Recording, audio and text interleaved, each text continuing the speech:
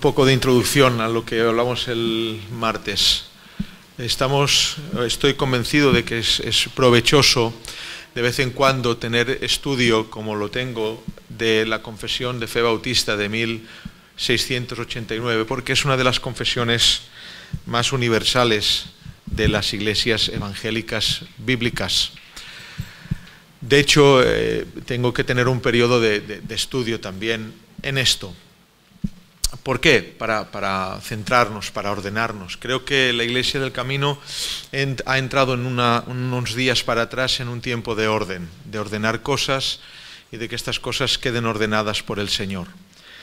La Confesión de Fe Bautista de 1689, como digo, es una de las confesiones más universales de la Iglesia del Señor, la cual tiene puntos doctrinales en común a nosotros. Hay en esos puntos doctrinales, puntos dentro de esos puntos del cual diferimos en alguna manera de pensar.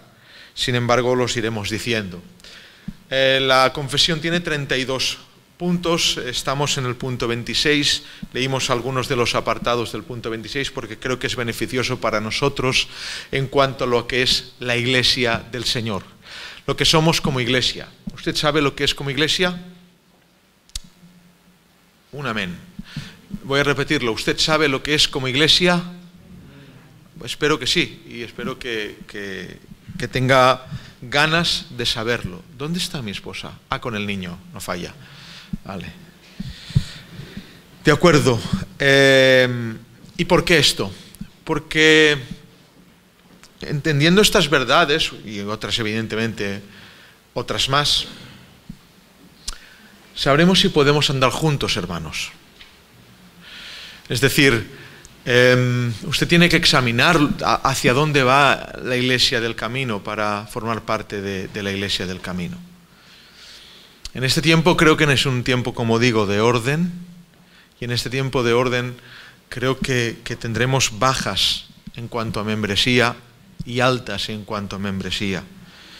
Eso no es ningún fracaso, puesto que habrá gente pues, que el Señor la ubique en otro lugar, y si es un lugar bíblico, gloria al Señor, porque nosotros no somos el ombligo del mundo, aquí no tenemos la verdad absoluta.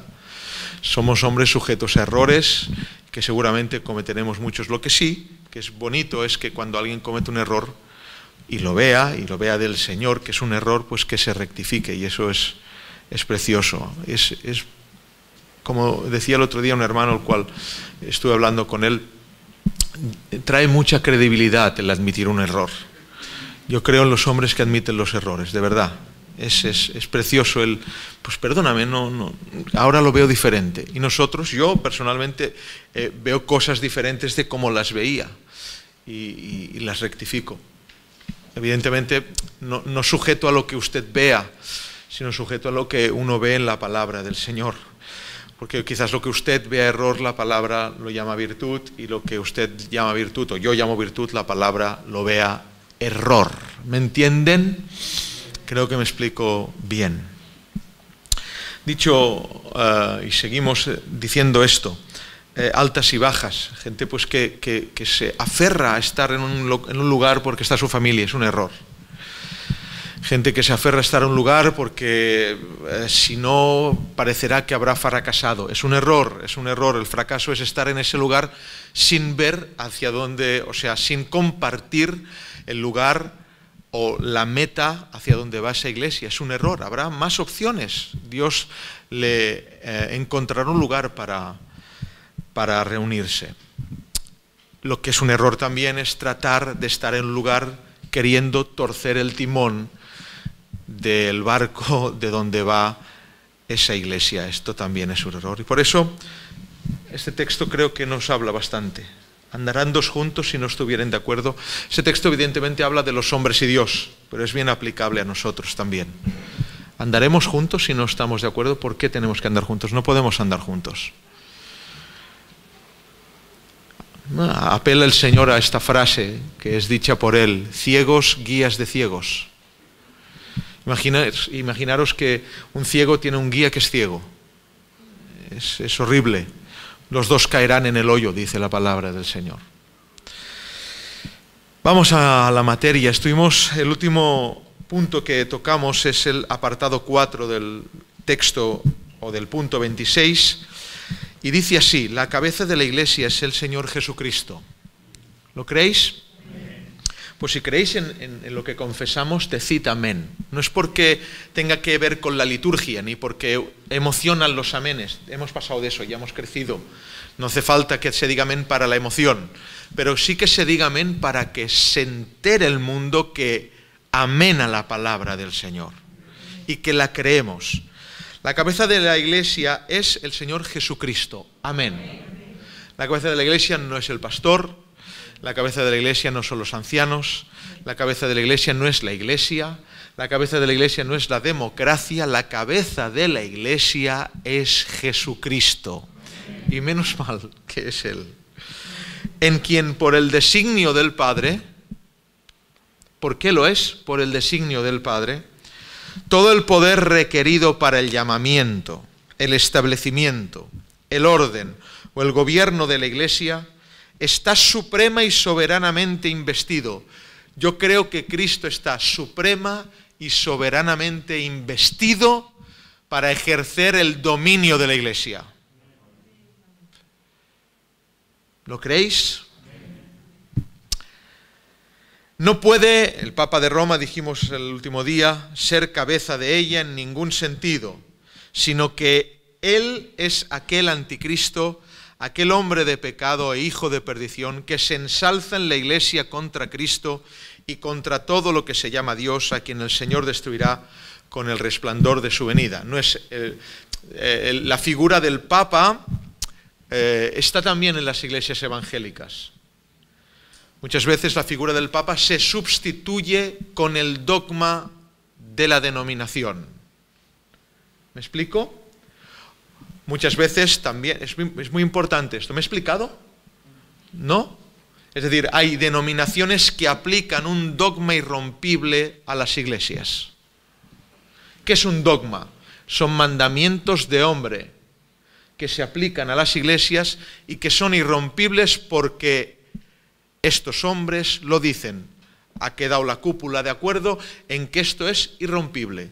Eso forma parte, si evidentemente es un mandamiento de hombre, de un dogma humano, el cual toma el lugar del Papa.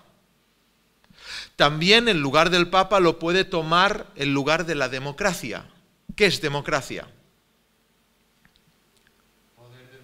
El poder del pueblo. Es decir, las iglesias están sujetas al voto del pueblo. La mayoría gana. No es así, hermanos. En una iglesia bíblica la mayoría no gana. La palabra de Dios gana, puesto que el gobierno y la soberanía de Jesucristo es manifestada y puesta en vigor por las Escrituras. ¿Cómo manda Cristo? Por la palabra. Una iglesia sin Escrituras no es una iglesia dominada por Cristo. La palabra es el dominio o la virtud que pone en función el dominio de Cristo. Punto 5. En el ejercicio de este poder, ¿de qué está hablando? A ver si me seguís.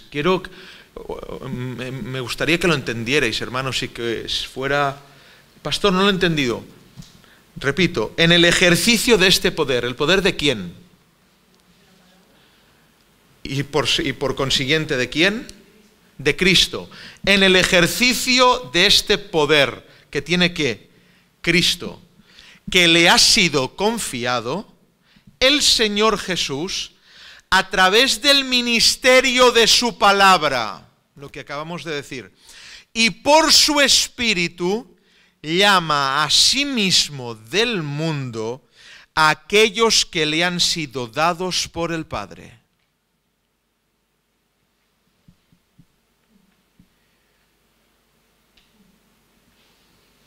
Lo voy a repetir. En el ejercicio de este poder, Jesucristo, que le ha sido confiado el Señor Jesús a través del ministerio de su palabra, por la palabra y por el Espíritu que contrista, que redarguye, que exhorta, llama a sí mismo. ¿Hacia quién llama Cristo? Cristo no llama hacia la iglesia.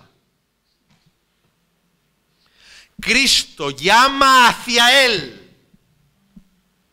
Usted no está llamado a la iglesia. Usted está llamado hacia Él. Usted no está llamado hacia el pastor, hacia los ancianos, hacia una congregación, que ya veremos después que sí. No, el principal motivo es ser llamado hacia Él, hacia Cristo, hacia el Verbo. Y por su Espíritu llama a sí mismo del mundo. ¿De dónde sale usted? Del mundo. ¿No? ¿Hay alguien que no? Del mundo. Aquellos que le han sido dados por su Padre, es decir, el Padre le da a Cristo los llamados, para que anden delante de Él en todos los caminos de la obediencia que Él les prescribe en su palabra. ¿Para qué los llama? ¿Para qué los tiene? Para que anden en obediencia. En obediencia. En los caminos que les prescribe, ¿en dónde? En su palabra. No en mandamientos de hombres, no en culturas, no en las obediencias que hemos recibido de nuestros padres, en la palabra, en la Escritura. Así los llamados,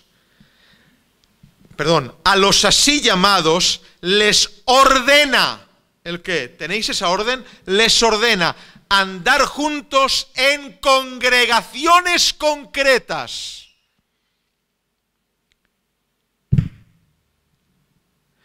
O iglesias para su edificación mutua y la debida observancia del culto público que Él requiere de ellos en el mundo. Impresionante redacción de texto que nos habla profundamente, creo yo. ¿Lo habéis entendido? ¿Lo habéis entendido? En el ejercicio del poder que le ha sido otorgado a Cristo, llama a unos que el Padre le ha dado. ¿Para qué? Para que anden en todos los caminos de la obediencia que les prescribe Cristo en su palabra. Los así llamados les ordena, ¿el qué? Que anden juntos. ¿En dónde? En congregaciones locales. ¿Lo entendéis? ¿Para qué? Para su edificación mutua. Y la debida observancia del culto, para que le hagan culto público. No privado, público. Que Él requiere de ellos, ¿en dónde? En el mundo. Para esto, los maestros bautistas, los maestros puritanos, tomaron estos textos. Juan 10, 16, 23, Kiara. Juan 10, 16.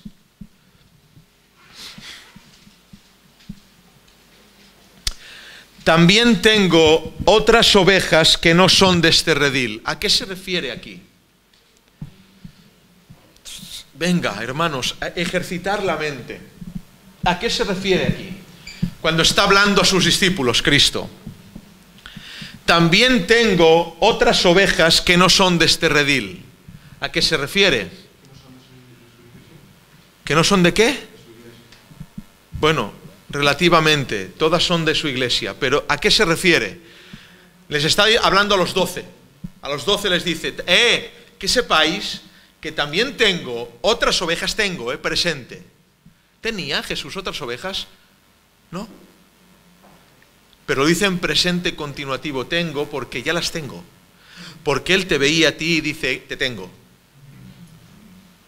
Porque en el futuro veía esta congregación, los tengo. Porque veía otras congregaciones, ya las tengo, son mías, me las ha dado el Padre. Tengo otras ovejas que no son de este redil. ¿Por qué dice este redil? ¿Somos del redil de Cristo? Sí. ¿Qué tiene varios rediles? Tiene uno, pero en concreto, ¿de qué estaba hablando? Gentiles y judíos. Menos mal que hay alguien que... Gentiles y judíos no son de vosotros, no son como vosotros.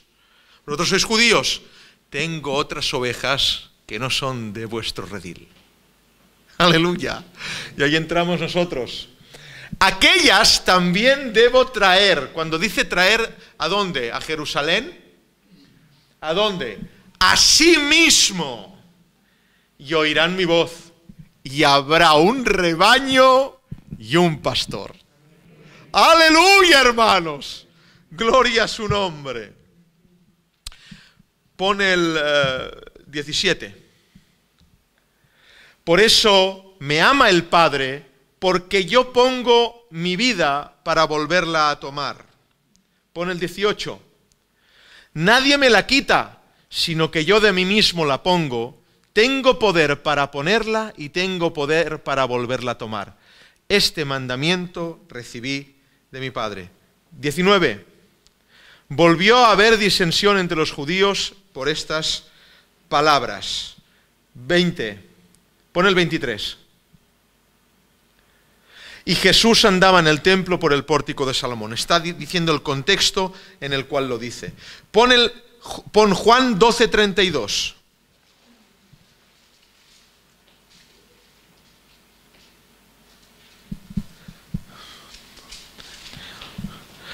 Y yo, si fuera levantado de la tierra, a todos atraeré a mí mismo. ¿Quién son todos? Usted ve iba a decir Felipe González, qué mal estoy. Zapatero tampoco, ¿cómo se llama este? ¿El Sánchez? ¿Usted ve a Sánchez atraída a él? No son todos, pues. Son todos, somos todos los suyos. Los suyos son atraídos a sí mismo. Amén. Esto decreta la confesión de fe del primer punto, del punto número 5. En el ejercicio de este poder que le ha sido confiado, el Señor Jesús, a través del ministerio de su palabra y por su Espíritu, llama a sí mismo del mundo a aquellos que le han sido dados por su Padre. ¿Para qué? Para que anden delante de Él en todos los caminos de la obediencia que Él les prescribe en su palabra. Mateo 28:20.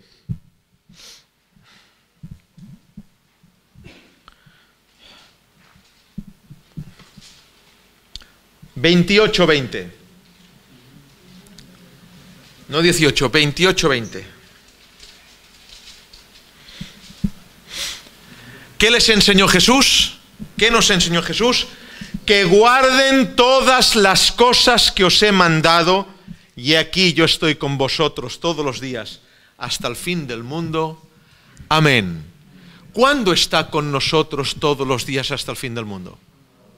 Cuando guardamos todas las cosas que Él nos ha dicho. Es sencillo, ¿eh? Es muy simple. Si no guardamos todas las cosas que nos ha dicho, no está con nosotros. Pero si guardamos las cosas que Él nos ha dicho en temor, Él está con nosotros. Tercer punto. Así los llamados les ordena andar juntos en congregaciones concretas o iglesias para su edificación mutua y la debida observancia del culto público que Él requiere de ellos en el mundo. Mateo 18:15.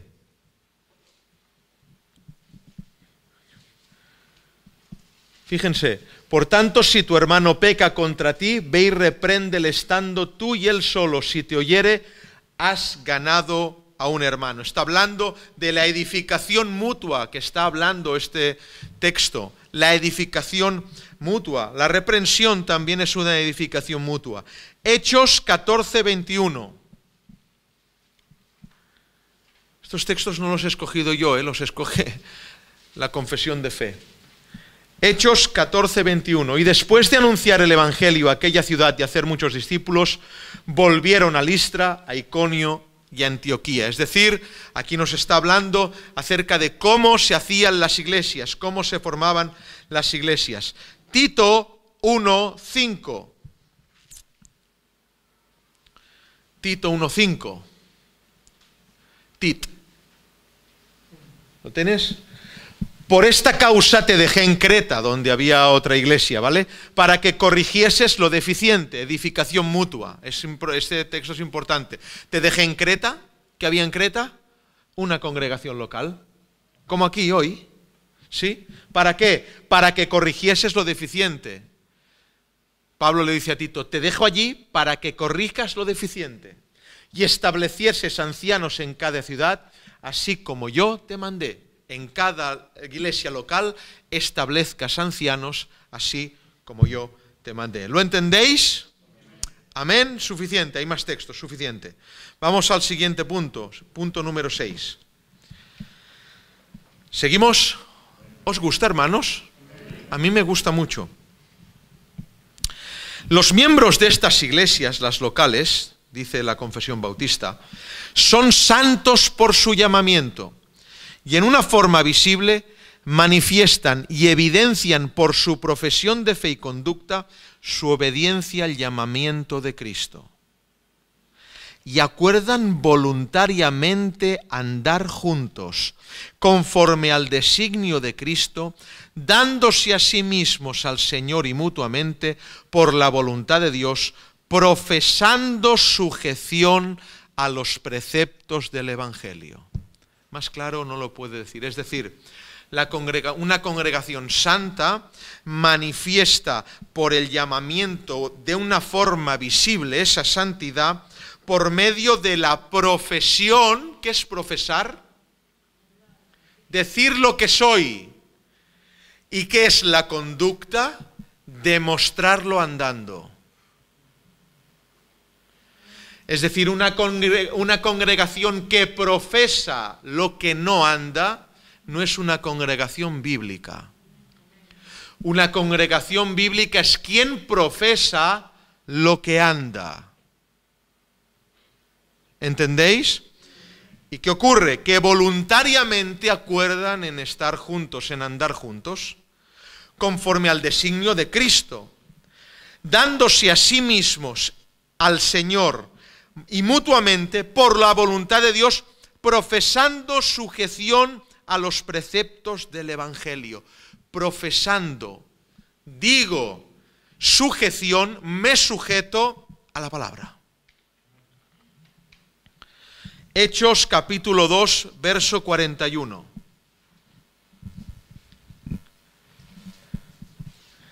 Hechos capítulo 2, verso 41. Así que los que recibieron su palabra fueron bautizados y se añadieron aquel día como 3.000 personas. Fíjense cómo hacía el Señor, provocaba a la congregación. Pone el 42 también. ¿Y perseveraban en qué? ¿En la doctrina de quién? No dice de Cristo, ¿eh? Dice la doctrina de los apóstoles. Porque ¿qué usa Cristo para ministrar a su iglesia? Sus enviados. Perseveraban en la doctrina de los apóstoles, en la comunión unos con otros, en el partimiento del pan y en las oraciones. Esto confirma el texto que hablan aquí los puritanos, por la voluntad de Dios, profesando sujeción a los preceptos del Evangelio. Estos son los preceptos del Evangelio. Los preceptos del Evangelio. Amén. Segunda de Corintios 9:13.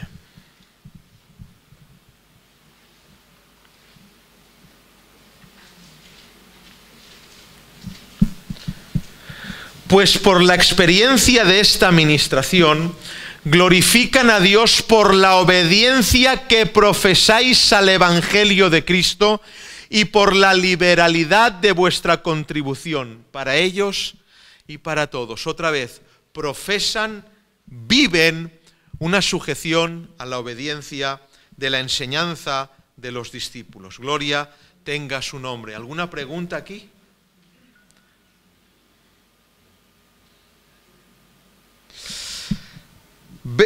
Apartado número 7 de la Confesión Bautista, del punto número 26. Seguimos. A cada una de estas iglesias así reunidas, iglesias locales, conforme el Señor, conforme a su voluntad declarada en su palabra, ha dado todo el poder y autoridad en cualquier sentido necesario para realizar el orden en la adoración y la disciplina que Él ha instituido para que lo guarden, juntamente con mandatos y reglas para el ejercicio propio y correcto y la ejecución del mencionado poder. Yo os lo traduzco un poco porque sé que estas palabras cultas a veces no se entienden. Dios ha dado la autoridad a la Iglesia de la adoración, conforme a su voluntad declarada en su palabra.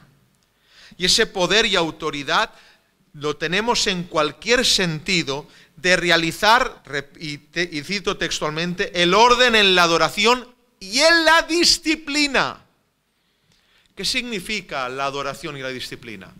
¿Por qué hace estas dos diferencias? ¿Qué es la adoración? ¿Qué es la adoración de la Iglesia?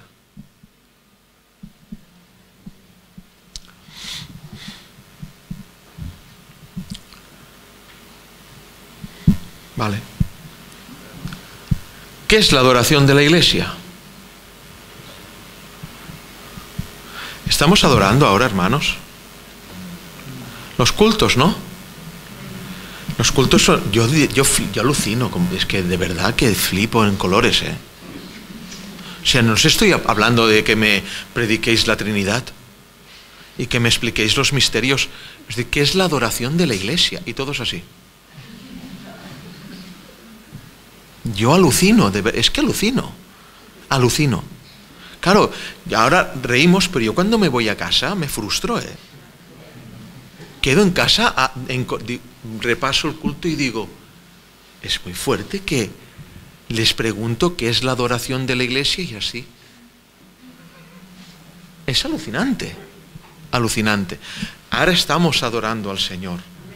Este es el culto al Señor. Pero hace una diferencia la adoración y la disciplina, el castigo. Dios ha dado plenamente autoridad a la Iglesia para castigar a la Iglesia. ¿Se entiende? Yo creo que sí, ¿verdad? Creo que se puede entender. Ha dado autoridad a la Iglesia, repito, en cualquier sentido necesario para realizar el orden en la adoración y en la disciplina que Él ha instituido para que la guarden.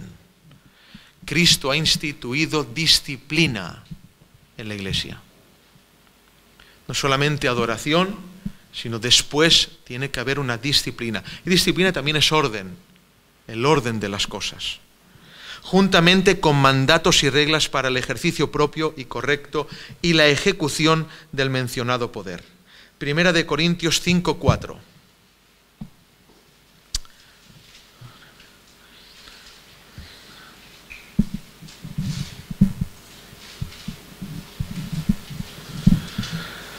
En el nombre de nuestro Señor Jesucristo, reunidos vosotros y mi espíritu por el poder del Señor Jesucristo, el 5, el tal se ha entregado a Satanás para la destrucción de la carne, a fin de que el espíritu sea salvo en el día del Señor Jesús.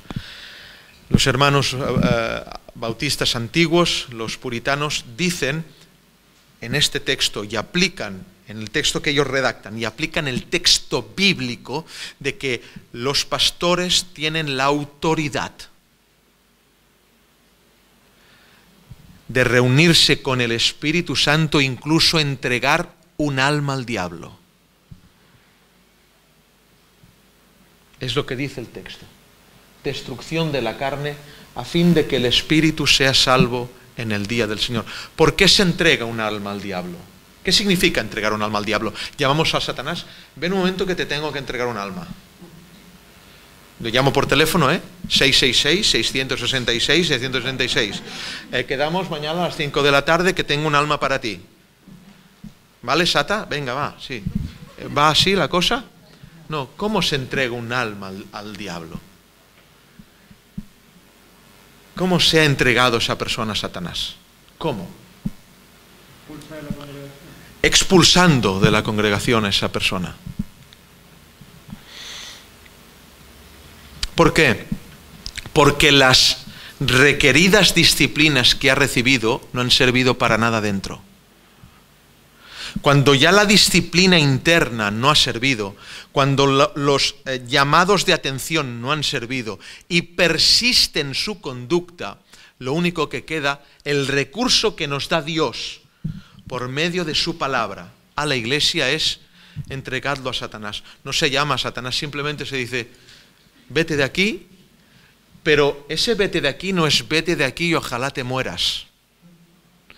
Es vete de aquí para que tu espíritu sea salvo por si te arrepientes.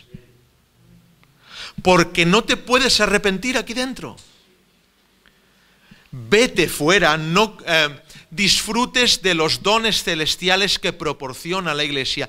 De esta manera te darás cuenta quizás de lo que estás haciendo y vuelvas arrepentido.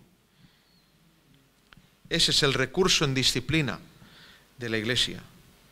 Mateo 18, 17, 20. Mateo 18, 17. Hermanos, esto no lo estoy diciendo yo, Esto lo dice la Confesión Bautista de 1689. Si no los oyere a ellos, ¿esto quién son?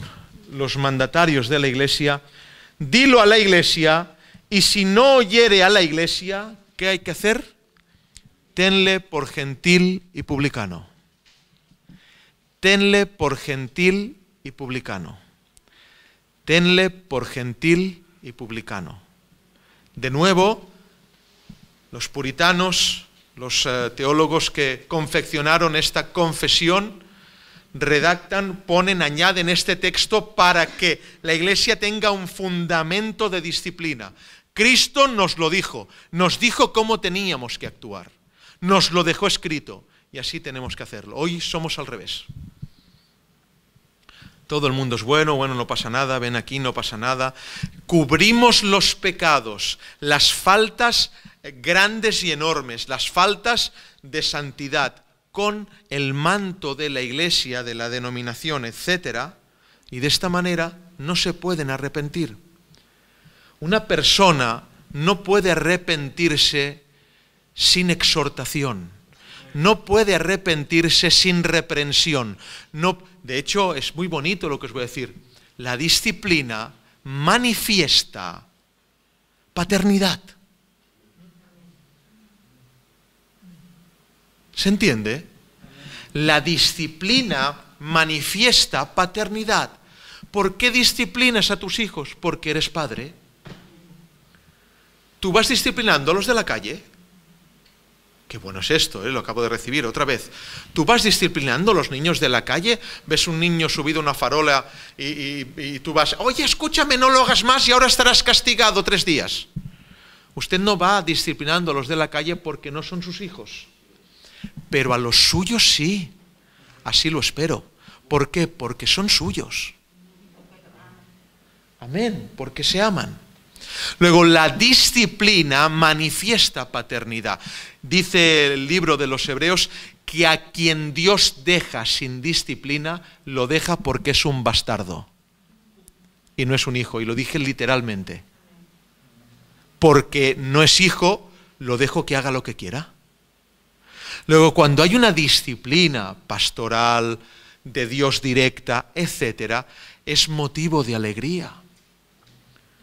Porque en el pecado, en el desorden, en la falta, ha habido paternidad. Pero no os da la gana quererlo entender así. ¿Vale? Pues entendedlo como queráis. Pero es así. Segunda de Corintios, es igual, sí, venga, va. Segunda de Corintios 2:6. Le basta a tal persona esta reprensión hecha por muchos. Una de las maneras de disciplinar de la iglesia primitiva era poner a la persona en medio de muchas almas, de muchos ancianos, para que la reprensión fuera pública. Y manifestar a esta persona, ponerla delante del Señor, para que el amor de la iglesia la señalara para el arrepentimiento. Esto, ¿verdad? Sería un escándalo, Ahora si yo cogiera al José, lo siento, pero Tienes que ponerte aquí en medio y todos, José, te has hecho mal. Bueno, pero no, ¿qué me estás haciendo, pastor? Es lo que pone la Biblia. Que te ponga aquí enfrente, que te señalemos, pero con amor, ¿eh? Hermano, no lo hagas más. Arrepiéntete. No, pero José diría, bueno, ¿y tú?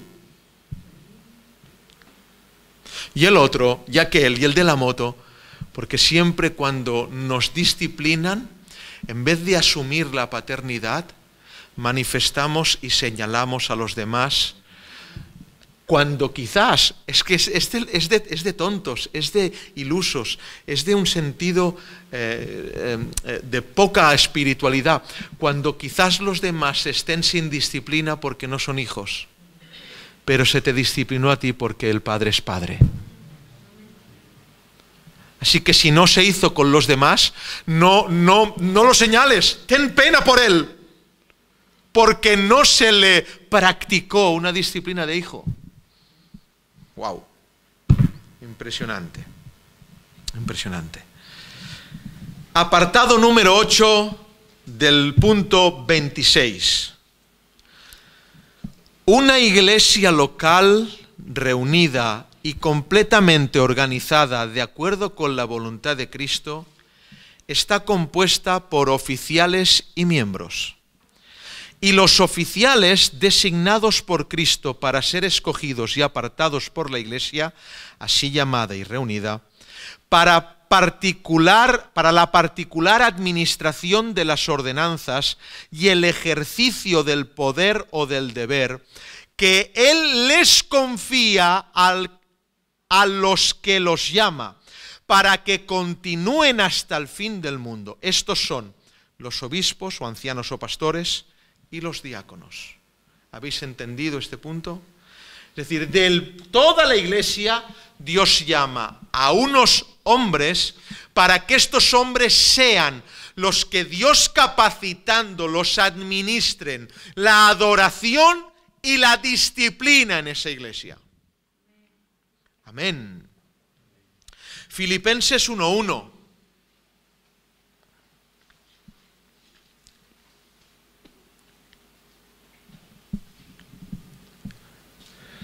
Pablo y Timoteo, siervos de Jesucristo, a todos los santos en Cristo Jesús que están en Filipos con los obispos y diáconos. Aquí salen todos.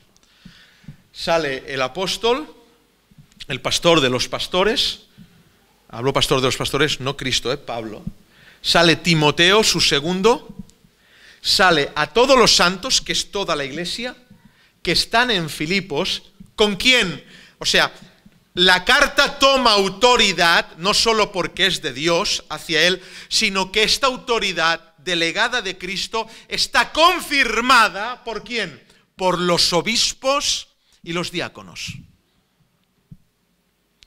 Y esta unidad ministerial provoca una sonrisa al Padre y un temor a la iglesia. Es decir, la palabra de Pablo era confirmada constantemente por aquellos que Dios había ministrado o designado como sus ayudantes. Hechos 20:17.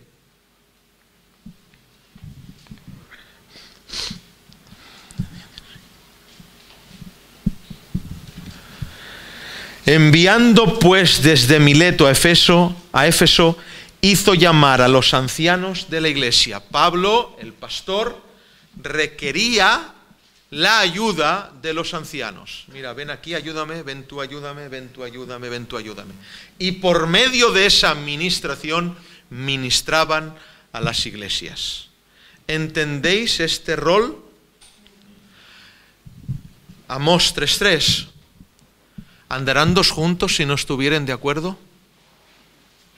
Si no entendemos estas cosas y estamos unidos en esto, no podemos andar juntos.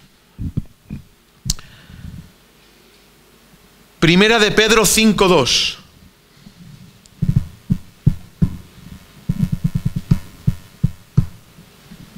Primera de Pedro 5:2.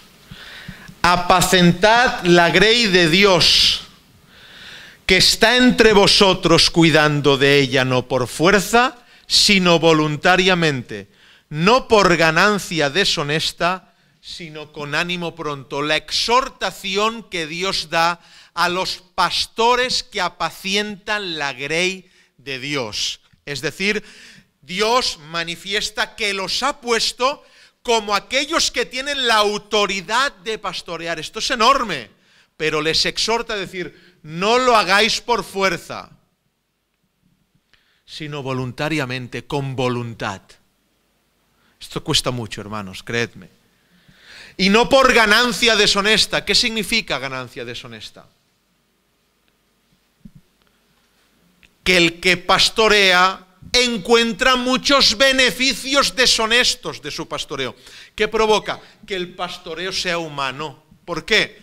Porque yo requiero que como que cuanta más gente hay en la iglesia, más ofrendas habrá, pues no ministro disciplina porque si no se me irán.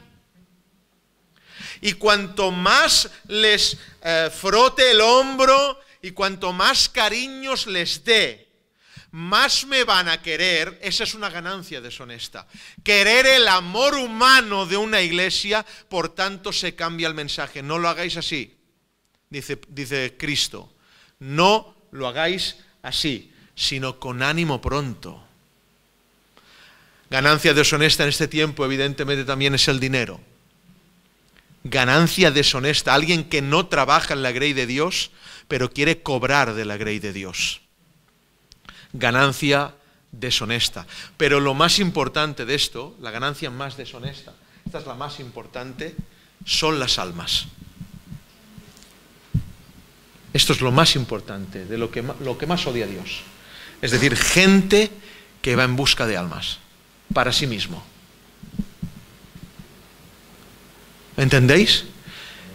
Hacen de las almas su ganancia. Más gente, quiero más gente, quiero más gente, quiero más gente, quiero más gente. De hecho, la iglesia evangélica de hoy es el reclamo. O sea, el reclamo de la iglesia evangélica no es poblar el cielo, es poblar la iglesia.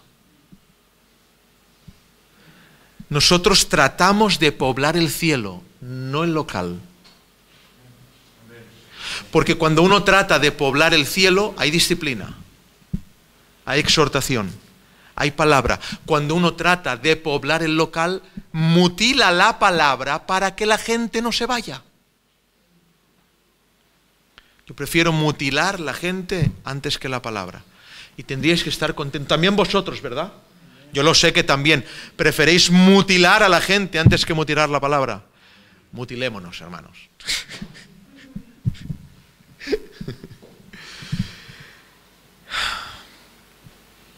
¿Tenéis suficiente? ¿Alguna pregunta?